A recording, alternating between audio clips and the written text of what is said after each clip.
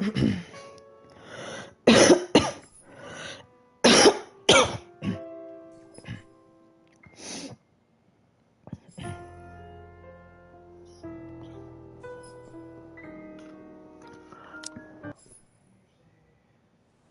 didn't have to think about bills or food for the next day or paying for any siblings' tuition on top of my own or supporting a sick father's medication. All I had to worry about were my grades, if I gained mom and dad's approval, or what we'd be having for dinner. When put next to hers, they're all pale in comparison. They look less like problems and more like petty issues this way. Petty issues? But as unimportant as it sounds, sometimes it's ugly head reared at the most inappropriate times. And sometimes they come through your mailbox in the form of a fancy-looking letter, pretty ribbons and all. Whoever sent this has spent silly money on the envelope alone. Verging on ridiculous, really. I can already imagine Isabel wriggling her nose when she sees this. Then she'll complain about unnecessary expenses and rich people problems. I'm almost afraid to touch it myself.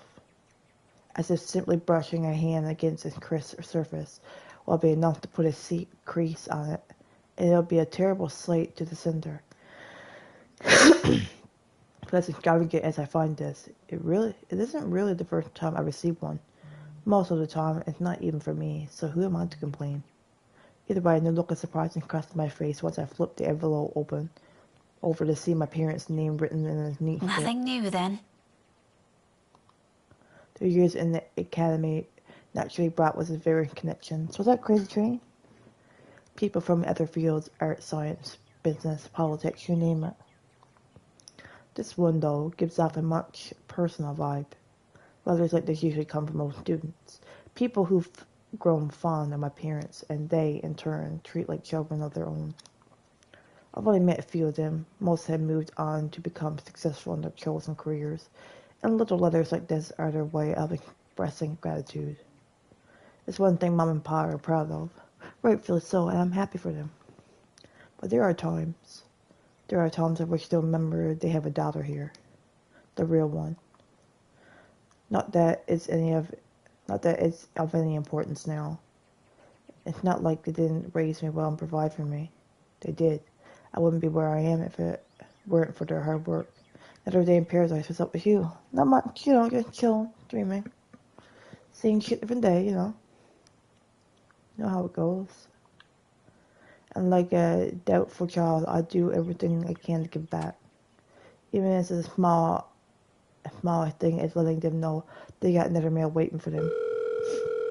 Performing for a good minute before someone answers. Mom, her voice is warm as I remember. Becca? Hi, Mum. How's the conference going? Well enough. Until your dad sprained his ankle. Oh, no. Is it bad? I'm alright. In case anyone in this family cares to listen, I'm alright. Very much alive, darling. And there you have it. He'll be up and walking in a few weeks, don't worry. We're going to have to extend our stay here until it heals, though. Is something the matter? Nothing big. Just that this mail arrived for you this morning. A lie, thankfully, she doesn't know this. Although, if I'm going to be honest, a small part of me yearns for her to do so and ask me about it. But I put down the idea almost as soon as it surfaces. I shouldn't make them fret. They're busy. What does it say? Raise your glasses, give cheers to the good times, blah, blah. Becca Manners. That isn't how I taught you to read. Sorry. You are cordially... it's an invitation, Mum, for a housewarming party. From, Hannah? The name rings a bell, though at the moment I can't recall when or where I've heard it recently. It must be nothing too important if I didn't bother committing it in memory. There are a lot of Hannahs in the world, so who knows? Hannah. She also wrote you a note, Mum. It says you used to be her private tutor at the Evans mansion, and that she misses you and would love to see you two again. Make my heart clench to read another openly say those words to them, the same ones I want to tell them. I want to see you too. It's been years since we've been together as family, but if there's one thing that hasn't changed from childhood, then Mom and Dad are still busy with their respective careers. Out of the country, away from some meeting or microcosm, sometimes for months on end. It only grew more frequent with the years until I'm old enough to live on my own. I like to think that's how I've become independent at such an early age. They've always praised me like that for that. At times I wish they didn't. Evans? Oh, I remember now. Honey, it's Hannah. Hannah Evans. Remember? Bright girl, 2 years older than Becca? Didn't she get married a few years ago? 7 now, I think. But they grow up so fast, these kids. Yeah, she invited us to that too. Fonte de Medici. But we missed that one because you had to present your paper in Singapore. We did send her a note after. Still a shame we couldn't attend, though. What is it about this time? She sent another invite for a housewarming party. Becca, when is it? This Friday, Mum. Oh, that's too bad. We'd love to be there, but Da's not in a condition to go walking around. I guess we'd have to decline again. I really miss that girl. I could go in your place. I let it slip without thinking. Personally, I've never been fond of gathering, regardless of how simple people make it seem. But if there's one thing I hate hearing, that disappointed note in Mom's voice always ranks first. Whether it's directed at me or some other thing doesn't Are matter. you sure? Don't you have work this Friday? The event will be in the evening, Mum. It shouldn't take anything away from my schedule. It's all right. The invite's for 2 people. I can bring someone with me so things don't get boring. I see. Maybe you can also invite Ashton? Mum, that's a sure no from him. He hates attending parties. But I'll see what I can do. If not, I can always bring Isabella with me. You know her. She won't say no if there's food involved. Okay, if it's not going to be a big problem for you, I don't see why not. We owe you this one, darling. No problem, Mum. I'll even say hi to Hannah for you. Please do. And let her know we'd love to see her once we're back in the city. Leave her our number or something. I will.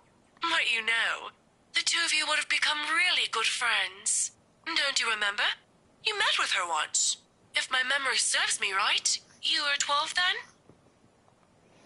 This too I can't recall. Probably one of those meetings where we only talked a bit before going our ways. She did leave an impression. I'm pretty sure I would have written about it somewhere, or at least recognized her name. As it is, the only few people I remember clearly from that time in my house is Ashton and Mandy, to some extent. Mom must have sensed my confusion before, because she Don't laughed. push yourself too What hard, can you imagine? darling. How you doing? Happy New Year. Really? It felt like having 2 daughters back then. Sometimes I wish they didn't send her away to boarding school. But, well, you know how often that goes with them. Still, try talking to her while you're there. Oh, we'll see. I'll let you know what happens after. I'm looking forward to it, darling. Take care of yourself. Will do. You too, Mum. Bye. Tell Da to be careful next time. She chuckles then. A hearty one, tender and always light on my ears. She may be a stern teacher, but this is the part of her I love the most.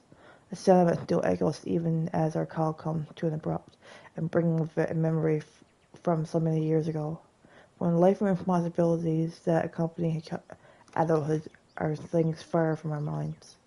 I give them the chance, and given the chances, I'd love to go back to those. I don't dwell on it though, shaking it all away almost as soon as the memory forms a clear picture in my head. I've always wondered how Isabella can easily pretend everything's normal over a phone call, then bounce back to her usual self immediately after. I've seen her do it plenty of times. For me, it just drains whatever energy I have. And with a whole day of teaching still ahead of me, I can't afford to look exhausted in front of my students. Even for a wee bit, it's never a good example to set. So as another sigh, I put everything at the back of my mind and tread back to my room. The rest of my day waits. 15 minutes later, I'm headed back out, dressed for the day, my car keys in hand. Ordinarily, I don't stop for anything. There's never a need to. That's the beauty of this apartment complex. It's quiet and everyone keeps to themselves. Not unless platitudes in the morning. No need to wear a smile on your face, lest other people are nosy enough to ask. Today, however, the morning broadcast still plays from Isabella's room. My brisk pace slows to a stop, and a frown gradually forms on my face. She hasn't left. Of course, this isn't unusual. There are times when I left earlier than she did, like last Friday before their open house. but those days are few and far between, and it only happens in there circumstances, though the last part of that might be a bit of an exaggeration. However, that's what happened the last few days. Maybe today is one. The death of a friend isn't something anyone can brush off, and for someone like Isabella Takata gets attached to people easily. With Zachary, Ashton, and I, that have been the case. I can't imagine what she might be going through right now, especially when the woman was someone who owed a lot, despite their training being brief. I'd given her the face last night in indifference, but perhaps today might be the proper time to check on Oh, her. whatever. I've still got time anyway. With light steps, I move closer to her door, hand ready, poised to knock. Still, I don't do so until I hear her answer me. Isabella? Belle? Are you in there? No answer. After a second, I finally knock, luckily so I don't disturb her, in case she's sleeping and has merely left the telly running last night. Never mind how she never lets that happen ever. With electricity now. I just want to check on you before I leave. Is that okay? Are you going to work today, Belle? Still nothing. I'm about to leave. If you want, I can drop you off. Another round knocking. Then I'm fetching a copy of her key from my bag and unlocking the door. She learned it years ago after I complained about the mess and offered my help in cleaning up. I guess the gesture was completely necessary back then. After all, I could always knock. But she never did bother taking them from me. I was turning away from the conversation whenever I insist. So, AJ. At one point, I simply stopped trying to hand it back to her. Isabella? I'm coming in, all right? Still waiting for her answer, I pushed the door open and stepped inside. Her unit's still a mess. Instant new cups on the table, a pile of clothes on one side, papers strewn about everywhere, in an unkept bed, among other things. This much is a given, will always be a given. I've been here several times already, and I still wonder how she can function like a human being with the place in the state. However, that's neither here nor there. I'm not sure what I'm expecting, but certainly not finding an empty flat. Granted, she could have left earlier, far earlier than usual. But she never ever learns without making sure she's unplugged everything. That's something she doesn't forget to do. Sorry I missed your other video. You're fine, AJ. Happy New Year to you too. Good luck on the game, thank you. Doesn't help that her bathroom appears unused this morning. Another habit, and it can only mean she hasn't been here since last night. Perhaps even since the morning after Mrs. Cooper's death.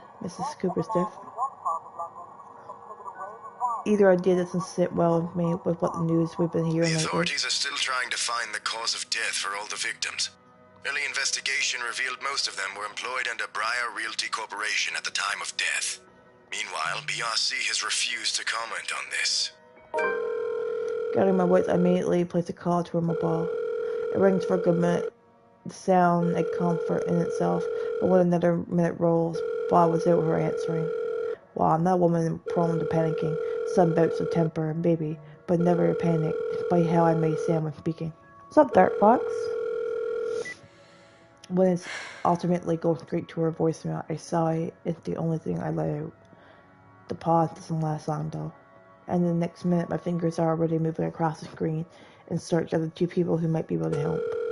It's that number I find first and dial.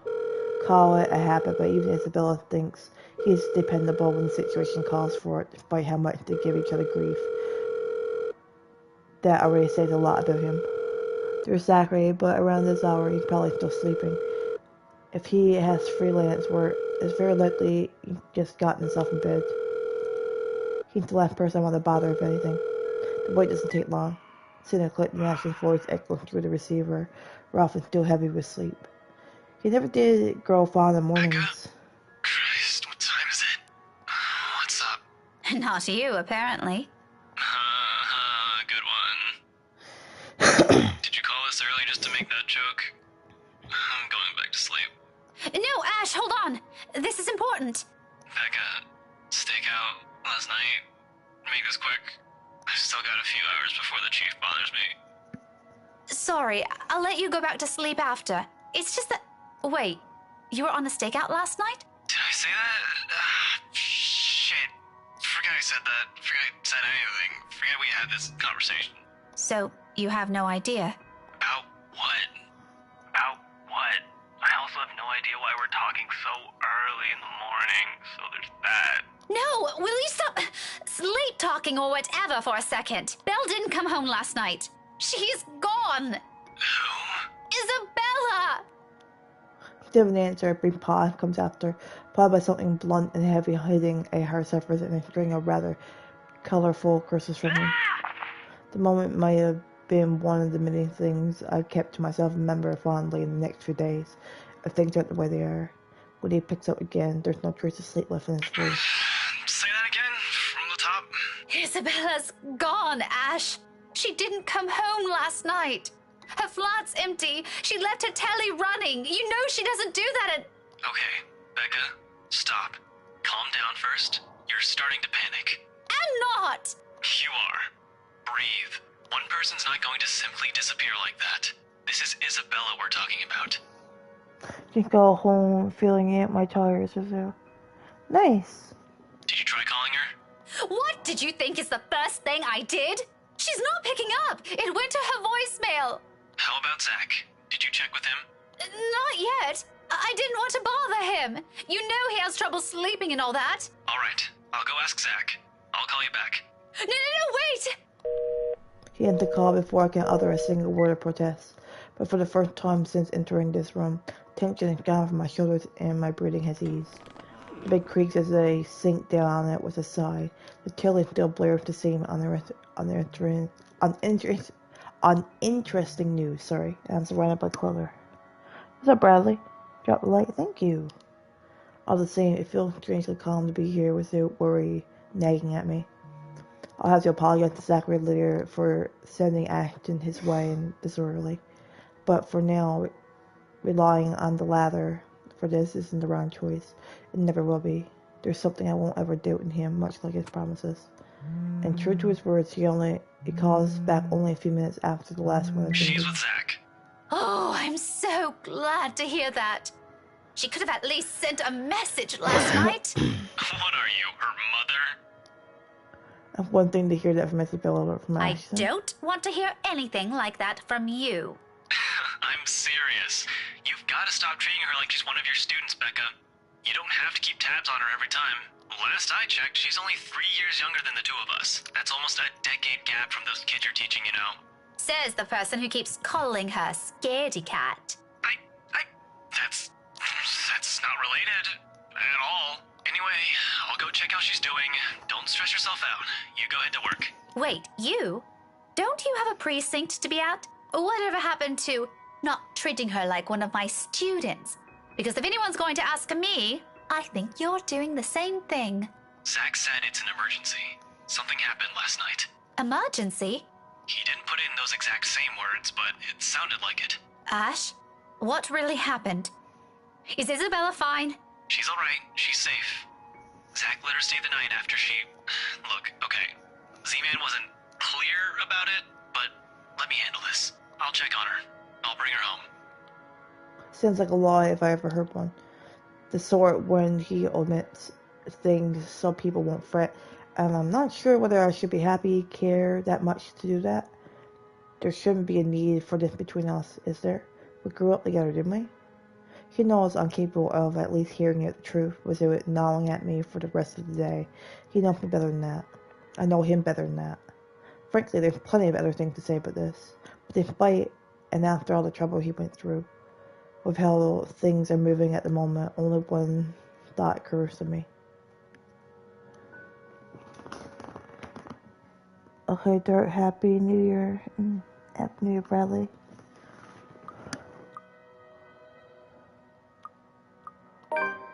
Why does he have to go to such lengths for a person he only met 5 years ago? I wish I could ask him that. I wish I could simply say it to his face and finally get a great answer from him instead of doing whatever this is we're doing. Instead of beating around the bush. Has the year changed us that much?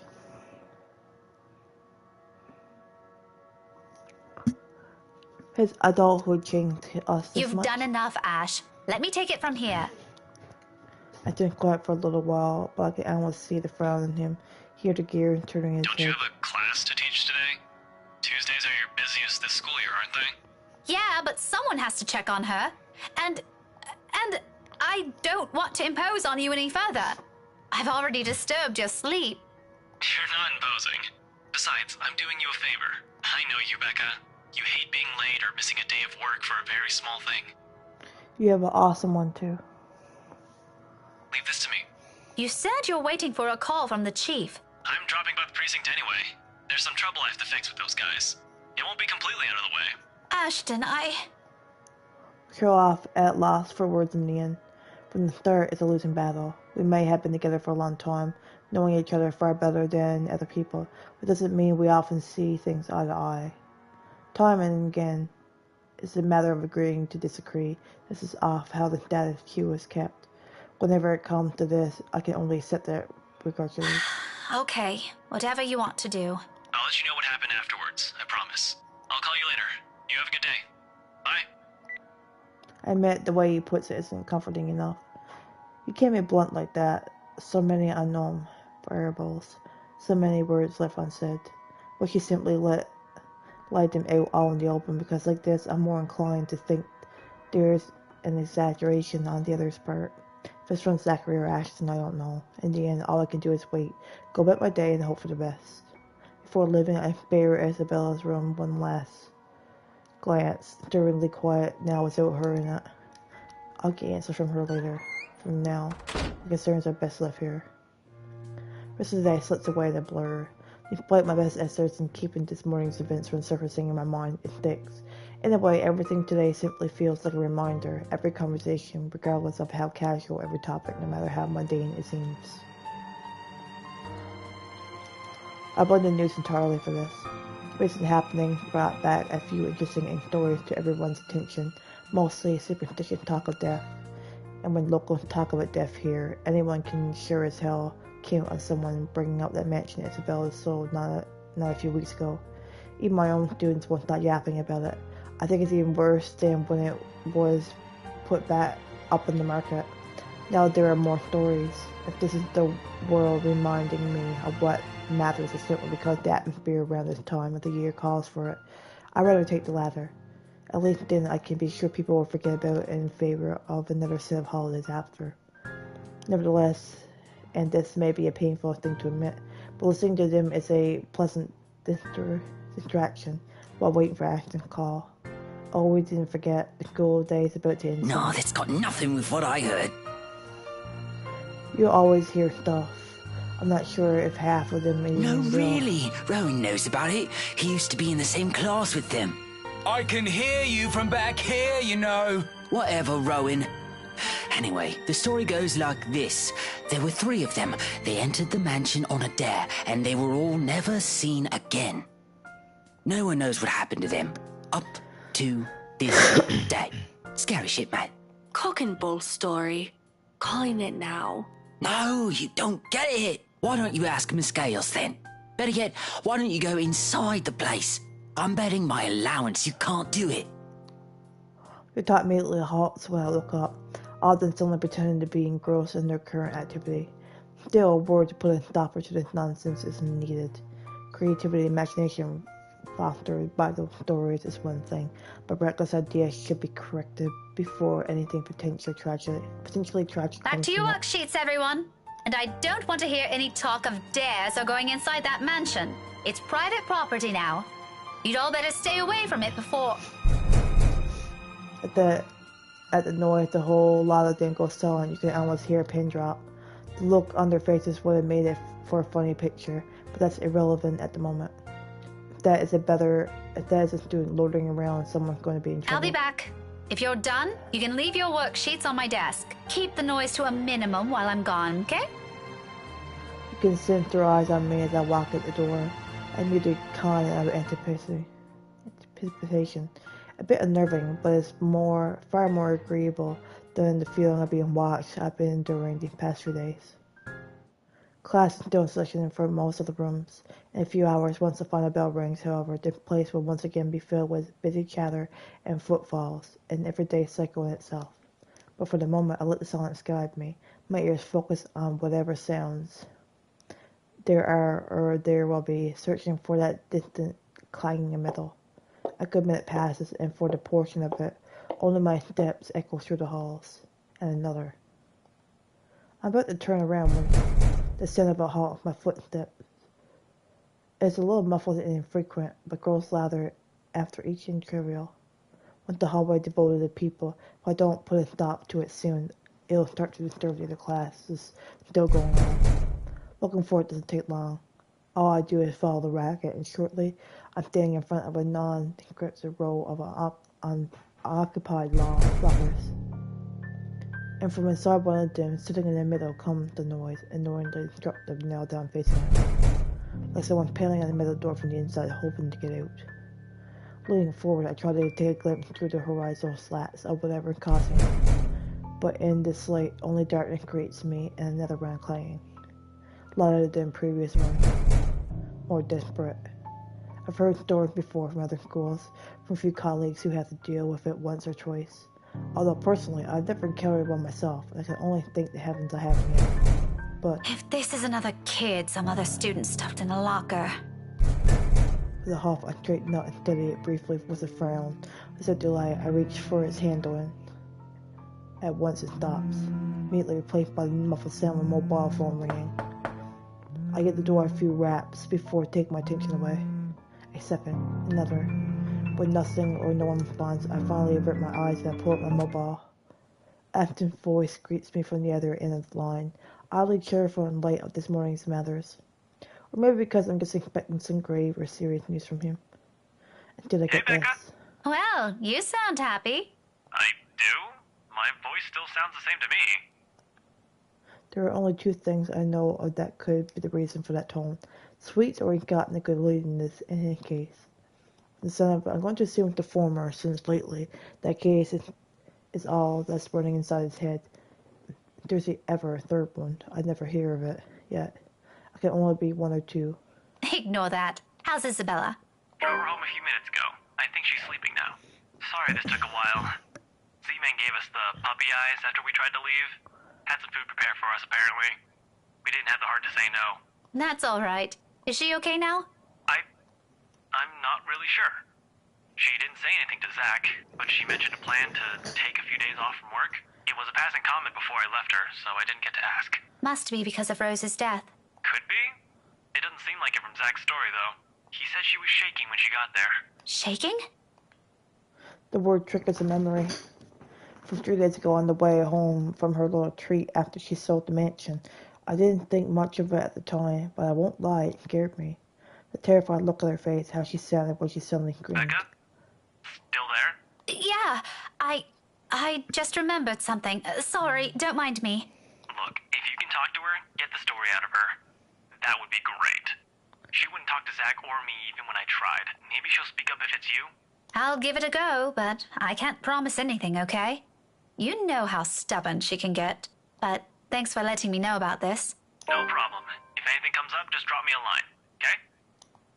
There's a short pause before he cuts the call from his end. Once again, I'm alone with my thoughts. But rather than answers, all I got from it are questions.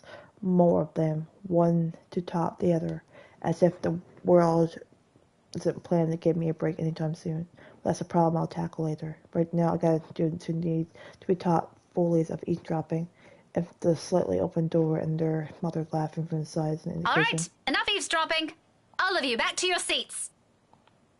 That your boyfriend, Miss Scales? None of your business. He totally is. A quick scuffle follows that comment. If there's a retort prepared at the tip of my tongue, I draw every pretense of letting it loose on them. There's no use arguing with teenagers sometimes, boisterous as they all are. They're still my kids, though. Rough around the edges, maybe, but still my kids. Shaking my head, I head back to my classroom with a smile, but not before taking a glance at the locker again.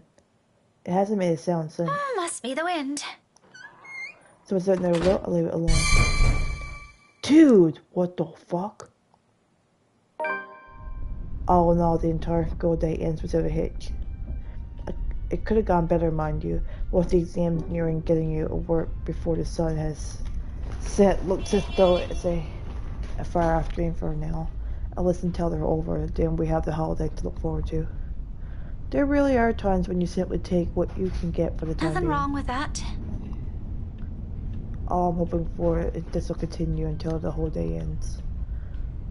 There's still that promise I made to Ashton, and frankly the idea alone doesn't sound good.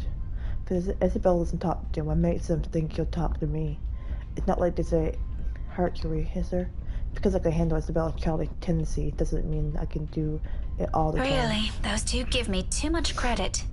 Nevertheless, I'm keeping my finger crossed, if only because I'm also worried about her. Both Zachary and Ashton deem it important that somebody get the story of her. Here's to hoping it got nothing to do with that letter again. I understand she feels a bit stressed lately, but keeping the story going on for more than a week is... it's bound to get tiring at one point.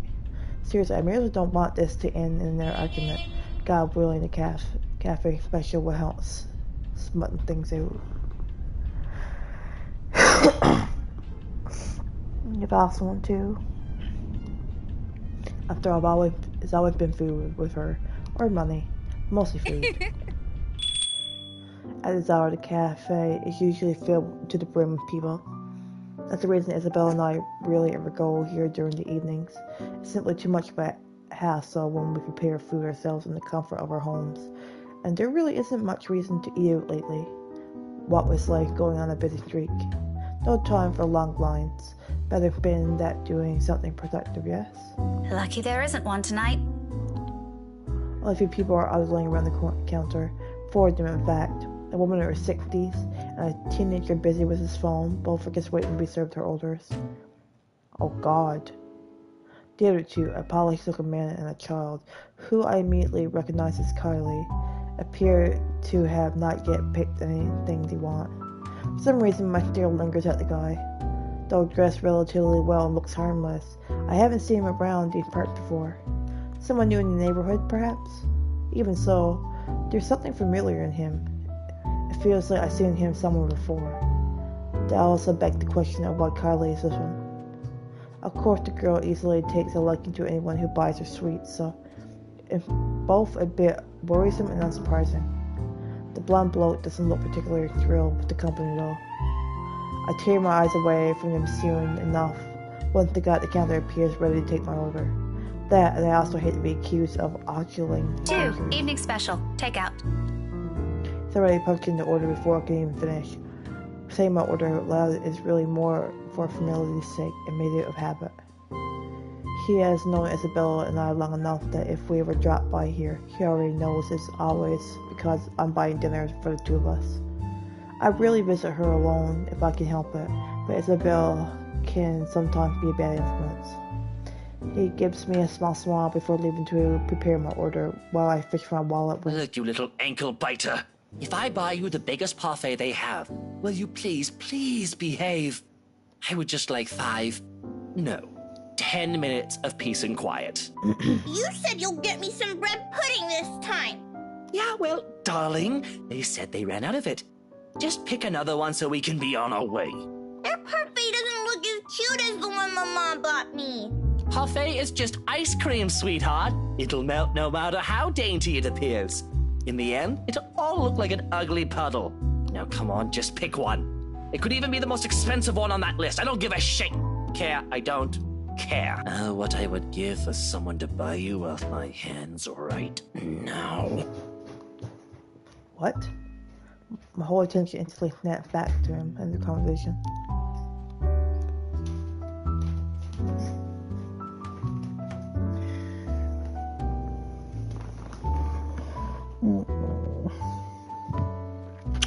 Yes, he will pick up bread and eggs. Huh? Said Steve will pick up bread and eggs.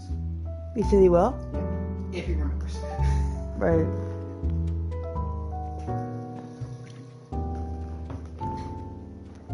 Coming to conclusions isn't something I'm particularly fond of, especially when all I have are baseless assumptions, but you can't really trust the stranger these days.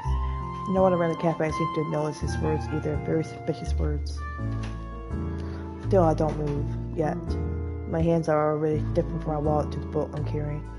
A hair-bound textbook looks harmless, but if the situation calls for it, it might be a good deadly weapon. Might.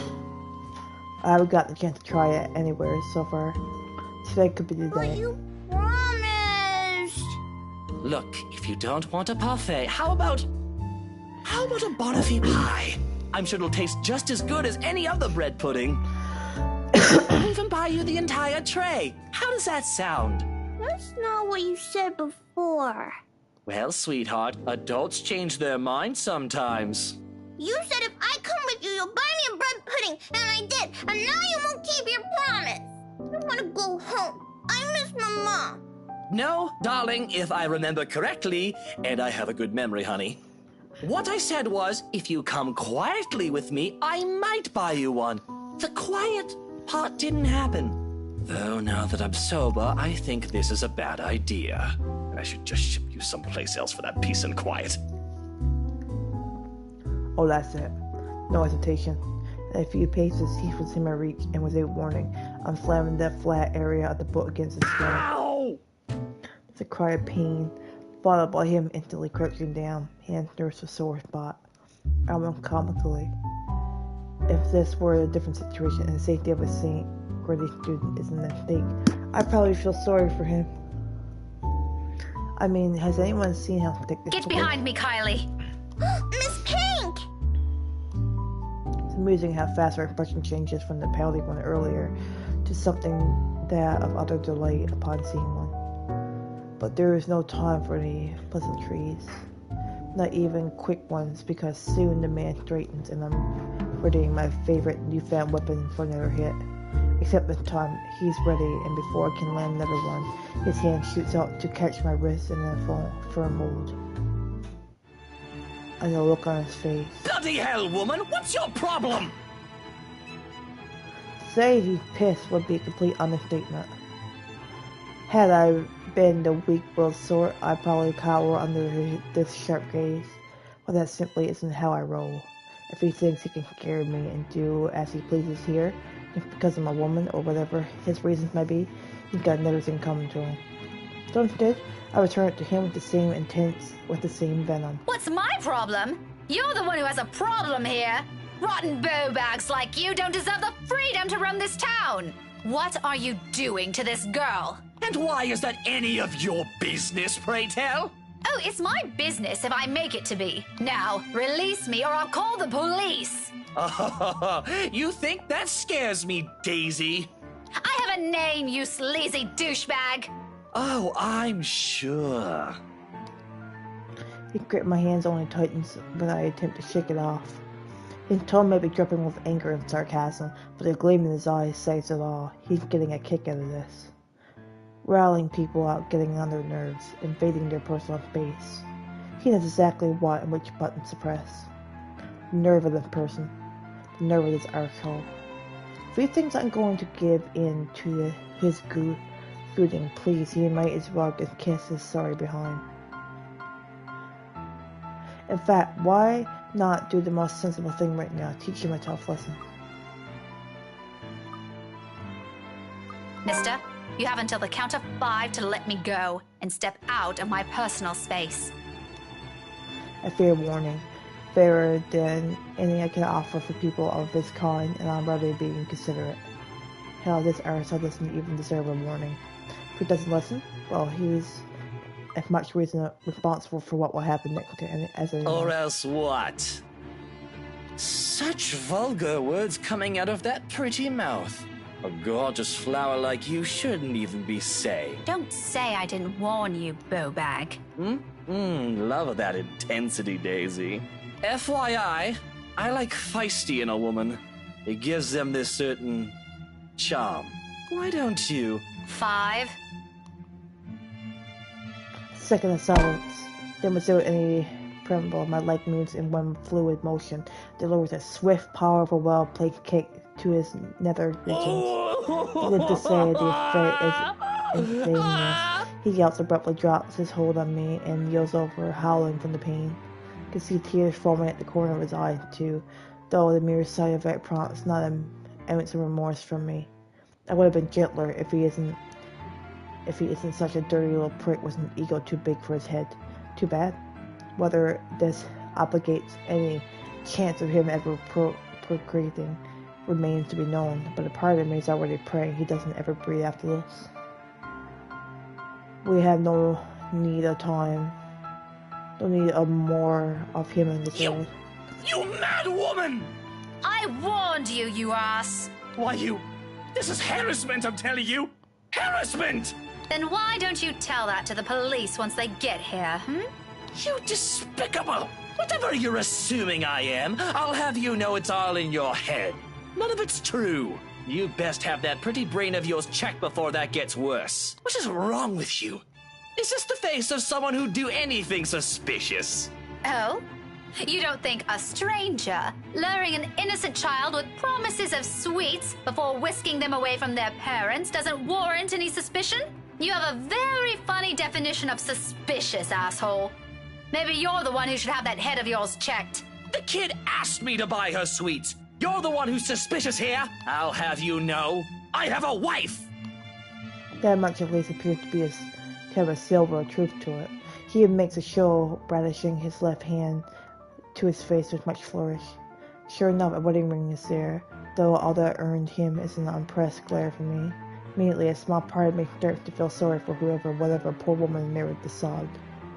I don't understand why he had to bring her up either, as if the mention of her alone will magically present a solution to his problem. She must truly be a remarkable woman if she can handle a dirtbag like him. And even my wife of all people in this bloody city, has never, I'm telling you, accused me of such a scandalous thing! You crazy woman! Thank you there. Married or not, you're still a sleaze. Honestly, I feel... I knew you were crazy. Miss Pink, why are you fighting with my Teal? Whatever word still left to be said here dies in my tongue. The same thing goes for the sleaze. Beside us stands Kylie, gawking at us with the same curious stare she often brings with her. I know that look all too well, a precocious child through and through. She didn't say anything further. Her gaze simply moved between us, eyeing us both carefully, clearly anticipating an answer. From my experience, when I get like this with children her age, it's a sure sign they won't leave you until you've given them an answer they're satisfied with. Lying won't do either. It has dissolved into shouting match, for heaven's sakes. And did she just say teal? Something falls straight to the pit of my stomach at that. My tone was gentle when I finally addressed her, void of any apprehension and what might be the first hints of embarrassment. I pointedly ignored the lather. It can very well just be the hunger. Kylie, sweetie, do you know this oaf? Yeah, he's Teal Luke. Right at the moment, my brain stops. Every line of thought, every argument I still have against the man beside me is a patch in the haze. Amidst all of it, one memory gets triggered from a few days ago. Tio? The one you mentioned before? The uncle? The guy Rowan wanted to impress? Or was that a dare? I'm sorry, I can't recall. Is it the one who promised he'll take Big Brother someplace cool? Yeah, the one and the same. Don't you know who he is? I sure as hell don't, darling. Because if I do, I wouldn't have let everything I said earlier come out of my He's mouth. my Teal Luke, gazillionaire extraordinaire, and the fairy godfather. He's your godfather. That's nice. The one and only. Did I get that right, Teal? More than right, sweetheart. I'm sure Miss Pink here understood everything you said quite perfectly. Whatever it is that landed at the bottom of my stomach prior had shot straight up to my face and stayed there. The heat from it slowly spreading to my cheeks, coloring my face as almost the same shade as my hair. If only the earth would swallow me whole now. His eyes are on me. I can feel them jeering, mocking. I can't even bring myself to look at him. What's in there? Amusement? I doubt it. He's probably having the time of his life right now. But I know I can hear the sneer and the tone alone when he talks. He has that smug grin on him, which I may or may not want to push off his face at present, just for the hell of it. Punch off his face, sorry. Damage control. I need to do some damage control before the whole thing goes south. Though it pains me to apologize to a silly bag of hand, this is my mistake with Kylie watching her close by. I want to set a bad example for her, do I? Surprised she grew up the child she is. If anything, I want to be the role model this man could possibly become from her. Even if it means taking a few blows to my ego and stroking his insufferable one. I got over a short moment to swallow my self-respect, and then I'm facing him. The words are out of my mouth in a slight single breath. I'm really, really sorry, sir. I had no idea. This hurt is impossible to miss. He's not making an effort to hide it, and even the smile is so irritatingly present in his tone. If I could slap it off him, I'd do it in a heartbeat. Now, it's an honest mistake, Daisy. No, I really mean it. I actually thought you were... And then... It's fine now. It probably happens quite a lot to a few people who look suspicious to you. Seems I'm one of them now. But don't lose sleep over it. Do be careful with that book, though. A little more and you would have dislodged my poor brain off my head. What would I ever do if that happens? Oh, no! Did it leave a mark or anything? If you want, we can have it checked. I'll handle the expenses if there's a need for it. Now, what kind of man would I be if I let an attractive woman such as yourself do that? Why don't we just look at it this way? My forgiveness is coming from the utter goodness of my heart. Fuck you, buddy. So full of myself, exactly the kind of person I happily leave down the dick somewhere. Of course, sir. Why didn't I think of it that way? I know, right? But even someone as capable as you is bound to have a few lapses. No harm done, Daisy. Let's move on from this. Well, if you're going to put it like that, then I guess there's nothing left for us to talk about. I figured as much. Awkward. The whole exchange is nothing but an awkward display of fake pleasantries. One that brings much agony to the very pride unwilling held back a while ago. I might need a drink later, so I can't forget any of this ever happened. Who would have thought the time would come when I meet someone tougher to handle than Isabella? Miracles are miracles, I swear. Though, to my surprise, he offers me a hand shortly before they leave for a shake. I realize after a long minute of staring at it, I accepted it, but half-heartedly. But all the goodwill that small gesture represents melts into thin air when he winks at me. Winks. The gale of this man. However, there's no moment to ponder about it.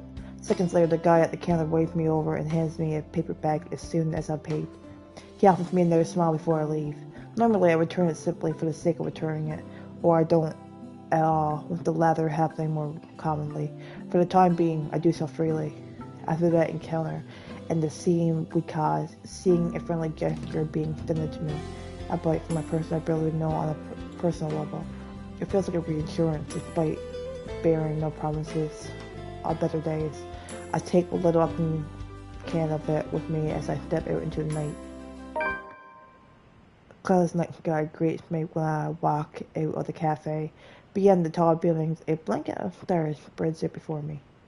Isabel once told me that the best place to view it is someplace outside the city, away from the noise and the obstruction lights. She's seen it once in her mom's hometown, and another time in the university she used to attend. Then she asked if it's possible to try it here sometime. I agreed with her at the time, only because she appeared excited at the mere prospect of it. We made those little plans along with Zachary and Ashton. Though, up until now, we never got around it. Even so, I found myself enjoying this despite being told it's only half the experience. Little things, you know.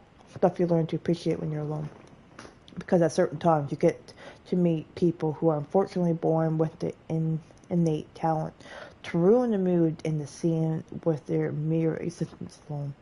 For example, the very driver of the car fast approaching my direction. Luckily, he doesn't notice me.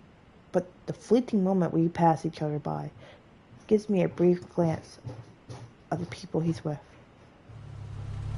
Kylie sitting on the back seat with a serving of bread pudding in her hands. What the fuck? Dude. And beside him, it must be his wife. He takes a turn. Babe? Yo. You okay? Yeah, got a phone trigger. Oh. Took a turn and disappeared at the near corner. Through the night, that curious glimpse of all things to bother me has left me wondering what kind of person his wife is. Are you gonna put gas in the car? Babe?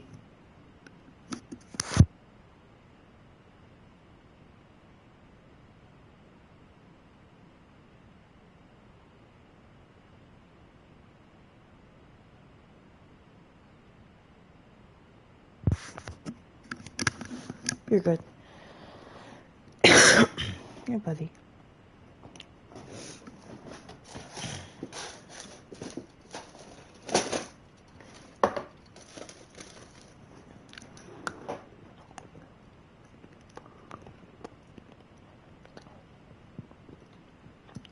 Mom and Dad's a silent prayer to the universe.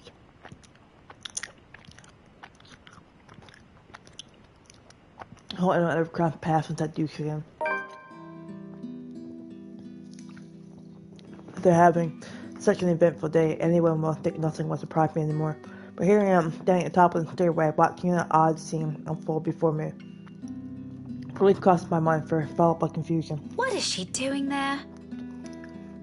Although given that happened this morning, the question feels a bit inappropriate to ask directly. What's important is Isabel's here. She's sitting cross-legged in the hallway.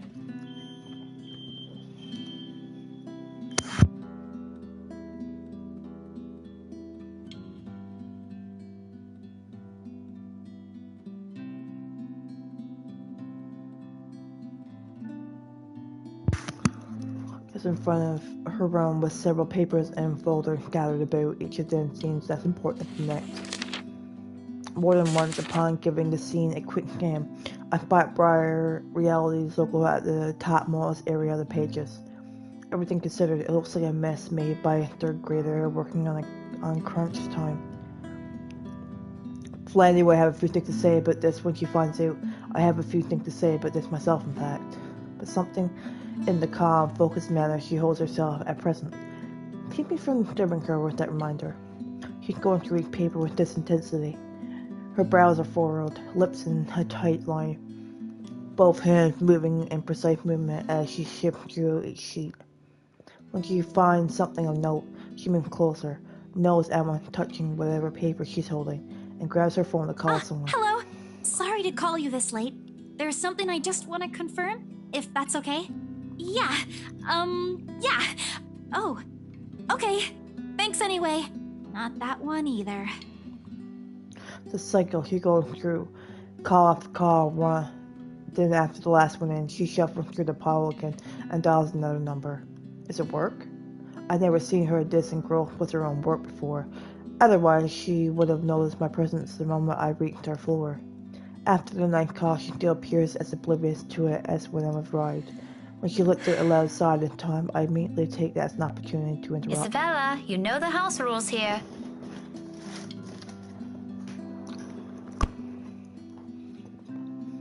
I watched her head jerk back and hit the concrete wall behind her with a stump. Or Isabella, I know, glad it's still there. I allow her a moment to nurse it before speaking again. Becca, you're late! Yeah, I ran into a little trouble at the cafe. But I brought food for the two of us, if you haven't eaten anything yet. As anticipated, she grins once I raise the food bag I'm holding. Here doesn't reach your eye, there's nothing of the cheerful glint in it this time. It's a hollow tone for the sake of being polite. Afton's right. Something's happened. Maybe later. I've gotta finish this first. Just leave it here. I'll eat it once I'm done. Thanks, Becca. You can't eat this here. You know how the landlady would react. Why are you even working outside? Your room's right there. I know. Sorry. It just feels stuffy in my apartment right now. I'll go back inside once everything's been aired out. I promise. That has never bothered you before. Well, it bothers me now. Oh, really? Just now? I find that hard to believe. Yeah? Shouldn't you be happy? I mean, you've been complaining even if it's not your room. Now I know how you're feeling when it's messy, so I'm going to clean. Isn't that a good thing? In spite of what's supposed to be good news, an exo comes from her. John It's a good thing, Isabella. Believe me.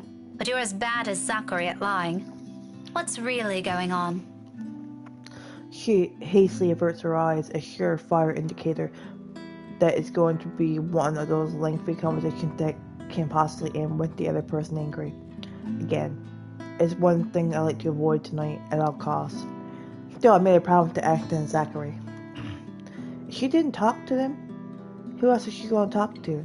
She keeps this all to herself. Who knows what might happen? Isabella, you can tell me. Is it about your family? A slight movement of her lips, although a frown. It's a reaction at least. I'm getting Rose? there. She merely shakes her head. It's a little more. Come on, I know something happened. I don't know if it's because of Rose, but I know it's related to her somehow. You weren't here when I visited this morning, and both Zachary and Ashton are worried about you. If you don't want to tell them, you can tell me. Does it have something to do with work? Office? If I didn't know her, I might have missed it. She shifted, her fists clenching tight and teeth biting her lower lip, and there's fear. The look of terror in her, the last thing I expect to see out of everything. Her mouth trembles briefly before she opens them. When she finally voices it out, the words simply spill out of her mouth. One after another. All of it. True to what I promised her, I listened. But this is something she's been keeping to herself, even from the two most dependable people I know. The fact she chooses to tell me this speaks a lot to me. Becca, she was there again. Last night? In the office? Boss passed me all of Rose's workload yesterday for the Ermengarde mansion. I had to stay late to finish them all. And then, when I was about to go home, I saw her. I saw her again. She was standing in front of me again last night, Becca. I couldn't get away. She was blocking the door. If I hadn't hidden myself, even if I made the tiniest noise, if she found me, Becca, she almost did. If she saw me under my table, I think that would have been the end of it. I'm scared. I'm so scared I won't be able to do anything. Buddy and her hands are trembling and her breathing comes out in rasping intervals. For a long moment, I let the silence stretch out between us, let her sob feel it instead. But even as her soft whimpers died down minutes later, there's a heaviness hanging in the air. Not just from her, but also from me.